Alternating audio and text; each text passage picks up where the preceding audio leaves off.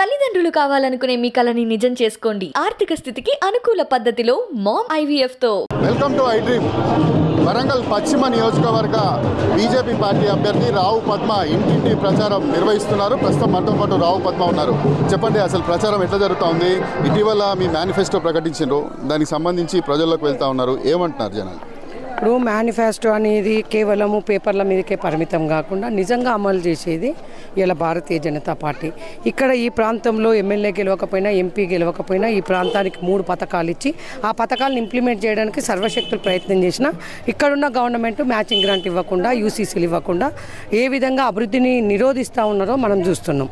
ఇలా మోడీ గారు ఏవైతే ఇచ్చిన పథకాలు కానీ, ఇవాళ ఏదైతే మా మేనిఫెస్టో కానీ ఇలా పేదవాళ్ళకు అనుకూలంగా, ఇలా పేదవాళ్ళకు 4 గ్యాస్ సిలిండర్లు ఫ్రీ, అదేవిధంగా మహిళలకు చిన్న చిన్న కుటీర పరిశ్రమలు చేసుకోవడానికి, ఉద్యోగాల కల్పనకు, చదువుకున్న యువతకు కనీసం 6 నెలలకు ఒకసారి ఉద్యోగ క్యాలెండర్. అంటే మేము ఎంతసేపు వాళ్ళని ఎంకరేజ్ చేస్తూ వాళ్ళ కుటుంబాలను నీకు బంగారం ఇస్తా, నీకు ₹1,00,000 ఇస్తా, నీకు 2 అట్లాంటిది మేము చెయ్యం. ఇలా భారతీయ జనతా పార్టీ ఆ కుటుంబాన్ని ఏ విధంగా పైకి తీసుకురావాలి, వాళ్ళు చదువుకునడానికి, ఉద్యోగాలు చేయడానికి అట్లాంటి రూపకల్పన చేసేది భారతీయ. వీళ్ళను ప్రలోభ పెట్టడానికి మాత్రమే ఈ కాంగ్రెస్, టీఆర్ఎస్. ఒకటి ₹1,00,000 ఇస్తున్నట్టు, ఒకటి తులం బంగారం. అంటే దొంగ మాటలు, బట్టెబాజ్ మాటలు చెప్పేటి 2 పార్టీలు. ఇలా భారతీయ జనతా పార్టీ ప్రధానమంత్రి నరేంద్ర మోడీ గారు పేదరికం నుంచి వచ్చిన వ్యక్తి, పేదల కోసం పనిచేసే వ్యక్తి, మధ్యతరగతి వర్గాల కోసం, యువత కోసం పనిచేసే వ్యక్తి నరేంద్ర మోడీ. యువత బాగుంటే దేశం బాగుంటుంది. యువత మంచిగా ఉండాలనే ఒక సంకల్పంతో పనిచేసుకుంటూ వెళ్తున్నాం. కాబట్టి భారతీయ జనతా పార్టీ ఇచ్చిన మేనిఫెస్టో ప్రజలకు అనుకూలంగా, ప్రజలకు అభివృద్ధి చెందడానికి అన్ని విధాలుగా బాగుంది. కాబట్టి ప్రజలు ఏ విధంగా మనకు స్వాగతం తెలుపుతున్నారు. ప్రతి ఇంటింటికి మేము తలుపులు తడుతున్నాం. ప్రతి ఇంటిని మేము గెలవకపోయినా ఇన్ని చేయగలిగినాము. గెలిచిన వ్యక్తి ఇలా నగరాన్ని ఒక మాఫియా నగరం, ఒక గూండా నగరం, ఇలా వర్షాలు వస్తే వరదలు వచ్చి ఇళ్లకు నీళ్ళు పోయేటట్టు ఒక లిక్కర్ మాఫియా, ఒక డ్రగ్స్ మాఫియా, ఇలా ఎక్కడ చూసినా ఒక రౌడీ, గల్లీకో రౌడీగాడు, గల్లీకో గూండాగాడు వాళ్ళు తయారైపోయి ఏ విధంగా చేస్తున్నారో ప్రజలకు వివరిస్తూ ఉన్నాం. అదేవిధంగా కాంగ్రెస్ పార్టీ గురించి కూడా చెప్తున్నాం. కాంగ్రెస్ పార్టీ గతంలో చాలాసార్లు అవకాశం ఇచ్చినాం. ఈ ప్రాంతంలో గెలిపిస్తే ఇక్కడ కోచ్ ఫ్యాక్టరీని పంజాబ్కు తరలించిన ఘనత వాళ్ళదే. ఇలా 1,200 మంది ఆత్మ బలిదానాలు చేసుకోవడానికి కారణం వాళ్ళే. 360 మంది 1968 బలిదానాలు చేసుకోవడానికి కారణం వాళ్ళే.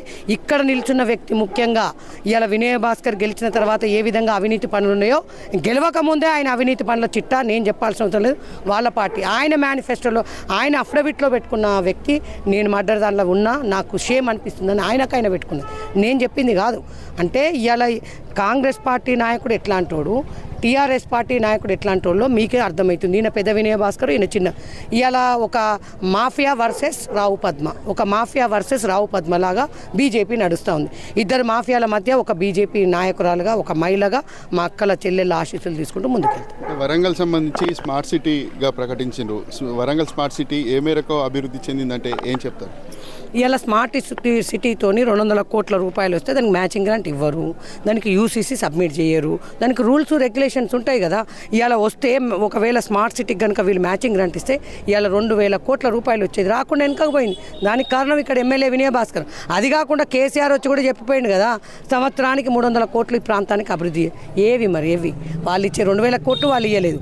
ఇలా కేంద్ర ప్రభుత్వం ఇద్దామనుకున్నా వీళ్ళు మ్యాచింగ్ గ్రాంట్ ఇవ్వలేదు. అంటే ఇలా ఏదన్నా డెవలప్ అయింది, కొంత ఇంతో రోడ్లు వచ్చినాయి, ఆ సెంట్రల్ లైటింగ్ వచ్చిందంటే స్మార్ట్ సిటీ నిధులు 200 కోట్లతోనే అయినాయి. సెంట్రల్ లైటింగ్ కానీ, రోడ్స్ కానీ, జంక్షన్స్ కానీ, ఇలా భద్రకాళి బండ్ కానీ, అదేవిధంగా 1000 స్తంభాల గుడి పునరుద్ధరణ కానీ, 1900 క్రోర్స్తో నేషనల్ హైవే కానీ, అదేవిధంగా రామప్ప టెంపుల్ కానీ, ఇలా సూపర్ స్పెషాలిటీ హాస్పిటల్ కానీ, జైన్ మందిర్ కానీ, కాజుపేట దర్గా కానీ, ఇవన్నీ అభివృద్ధి చేసింది భారతీయ జనతా పార్టీ. ఇలా మన ఏదైతే స్మార్ట్ సిటీ కింద వాళ్ళు ఇవ్వలేదు, రేపు మేము రాగానే మేము మంచి దానికి కరెక్ట్గా సమృద్ధిగా డబ్బులు తీసుకొస్తాం. ఈ ప్రాంతానికి under ground drainage, Kakatiya university పునరుద్ధరణ, పూర్వ వైభవాన్ని తీసుకొస్తాం. అదేవిధంగా చదువుకునే పిల్లలందరికీ ఉద్యోగ అవకాశాలు కల్పిస్తాం. మేము పెన్షన్ లేని వాళ్ళకు పెన్షన్లు, రేషన్ కార్డు లేని వాళ్ళకి రేషన్. ఇలా ప్రభుత్వం కొరకు, ఇలా ప్రజల కోసం 5 సంవత్సరాలు నా జీవితాన్ని అంకితం చేస్తా, ప్రజల కోసమే పనిచేస్తా. వరంగల్ వెస్ట్ నియోజకవర్గంలో మీరు ప్రధానంగా గుర్తించినటువంటి, అంటే ఇంకా ఏమి చేయాల్సిన అభివృద్ధి ఉంది, మీకు గుర్తించిన సమస్యలు మీ దృష్టికి? అసలు హన్మకొండ సిటీలో అభివృద్ధి అనేది జరగలేదు. జరగకపోవడం మూలాననే, కబ్జాల మూలానగానే చెరువులు, కుంటలు, నాలాలు ఇవన్నీ కబ్జాలు అవ్వడం మూలాననే ఇలా ఇళ్లకు నీళ్ళు వస్తున్నాయి. కబ్జా నగరము ఏంలో డెవలప్ అయింది అంటే కబ్జాలో మన తెలంగాణలోనే టాప్ 1 ఉంటుంది. ఉంటుంది, అభివృద్ధిలో కాదు కబ్జాలలో ఉంటుంది, రౌడీజంలో ఉంటుంది, గూండాయిజంలో ఉంటుంది, గల్లీకోడు అలా కుటుంబం అంతా ఇలా రౌడీ రాజ్యంగా మారింది. ఎక్కడ కూడా డెవలప్మెంట్ లేదు. చూస్తున్నారు రోడ్లు అధ్వాన్నమైన పరిస్థితి, డ్రైనేజీలు లేవు, రేషన్ కార్డులు లేవు, పెన్షన్లు లేదు, చదువుకుందామంటే కాకతీయ యూనివర్సిటీ పరిస్థితి అది, చదువుకున్నోనికి ఉద్యోగం లేదు. ఇవన్నీ రావాలంటే బీజేపీ రావాలి. గెలవక ముందే ఇవన్నీ చేసింది కాబట్టి ఇవన్నీ మేము చేస్తామని హామీ ఇస్తున్నాం. వాళ్ళ ద్వారా ముందుకెళ్తాం. వాళ్ళిద్దరూ అంటే బీఆర్ఎస్ పార్టీకి సంబంధించిన అభ్యర్థి, కాంగ్రెస్ పార్టీకి సంబంధించిన అభ్యర్థి ఇద్దరు మాఫియా అని అంటున్నారు. వాళ్ళు అంటే ఒక మహిళగా మీరు వారిని ఏ విధంగా తట్టుకొని ముందుకు పోతారు? తప్పకుండా నన్ను తట్టుకోలేరు వాళ్ళు. నేను వాళ్ళని తట్టుకోవడం కాదు, నన్ను తట్టుకోలేరు. నా దగ్గర నిజాయితీ ఉంది. 7 సంవత్సరాలు జిల్లా అధ్యక్షురాలుగా ఉన్న ప్రతి తప్పును వెంటాడిన, ప్రతి మాఫియాను వెంటాడిన, ఎక్కడ కబ్జాలు అయితే అక్కడ నాకు చాతనైనంత మేరకు కొట్లాడిన. ఇవాళ నన్ను తట్టుకునే దమ్ము వాళ్ళకు లేదు, వాళ్ళని తట్టుకునేది కాదు. నన్ను ఎదుర్కొనే దమ్ము లేదు. నా దగ్గర నిజాయితీ ఉంది, నేను అభివృద్ధి చేసేది ఉంది. నా దగ్గర ఎలాంటి రౌడీజం లేదు, గూండాయిజం లేదు, కబ్జాలు లేవు. ఒక మహిళగా ఇలా రాణి రుద్రమ్మ ఏలిన గడ్డ, ఈ గడ్డ మీద మళ్ళీ పద్మక్క ఏలి ఇక్కడ ప్రజలకు న్యాయం చేస్తుంది. కాబట్టి నేను వాళ్ళని ఎదుర్కోవాల్సిందే, వాళ్ళు నన్ను ఎదుర్కోలేరు. అంతే. వరంగల్ వెస్ట్ నియోజకవర్గ ప్రజలకు ఫైనల్గా ఏం చెప్తారు అసలు?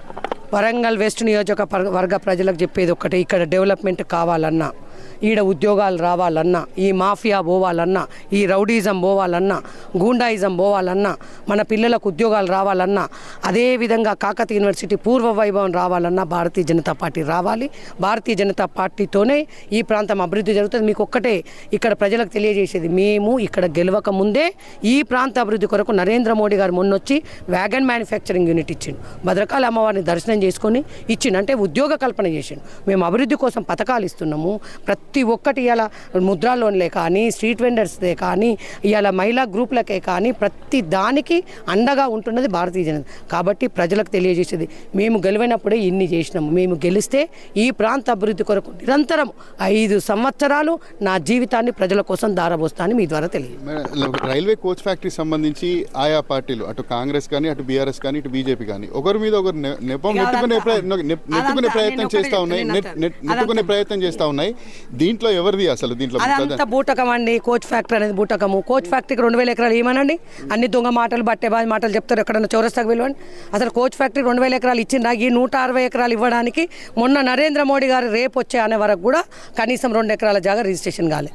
అన్ని దొంగ మాటలు, బట్టేబాజీ మాటలు. వాళ్ళకి ఇవ్వాలనే బుద్ధి లేదు, చేయాలి. ఇంకోటి, కోచ్ ఫ్యాక్టరీ ఏంటిది? మనుషులను తీసుకుపోయేది కోచ్ ఫ్యాక్టరీ.